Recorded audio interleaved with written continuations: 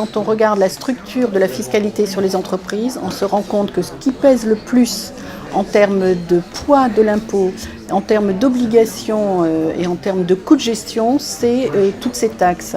En termes de coûts, elles coûtent très cher aux entreprises. Nous avons fait une enquête que nous sommes en train de mettre à jour qui montrait en 2005 que ça pouvait atteindre jusqu'à 12% de la valeur ajoutée. Donc c'est cher en termes de poids de l'impôt, c'est cher en termes de coûts de gestion, d'obligations déclaratives à remplir. C'est d'ailleurs également très cher à gérer pour l'État. Et donc c'est un coût pour la collectivité. La question de l'harmonisation fiscale, aujourd'hui, elle est centrée sur l'harmonisation de la base de l'impôt sur les sociétés. Rien n'est encore fait au niveau de toutes ces taxes. D'abord parce que, comme je vous le disais, comme elles n'existent pas ailleurs, ce n'est pas une problématique qui a émergé au niveau européen. L'environnement européen, en matière de fiscalité, n'est pas compétent pour autre chose que pour la TVA. Donc ils se sont saisis du sujet sur l'harmonisation de l'IS, qui vise quand même les règles les plus communes à toutes les entreprises.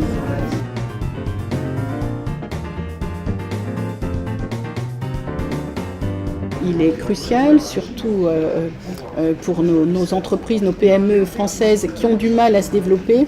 Pour qu'elles se développent, il faut qu'elles aient du financement. Et les dispositifs fiscaux sont souvent un moyen de les aider à se développer. C'est pour ça qu'il y a des régimes tels que les réductions d'impôt sur le revenu pour investissement dans les PME ou la réduction d'ISF pour investissement dans les PME qui ont permis de drainer des sommes considérables vers le financement des PME.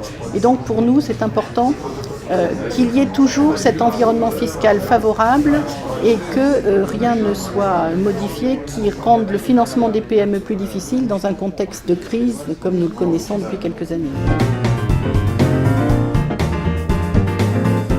De la stabilité fiscale, de la sécurité juridique, elle est fondamentale pour l'ensemble des entreprises et c'est la première demande de toutes les entreprises, qu'elles soient petites ou grandes et de quelque secteur qu'elles soient.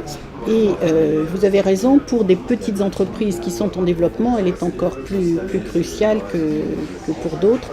Et c'est vraiment une demande essentielle que nous portons depuis des années.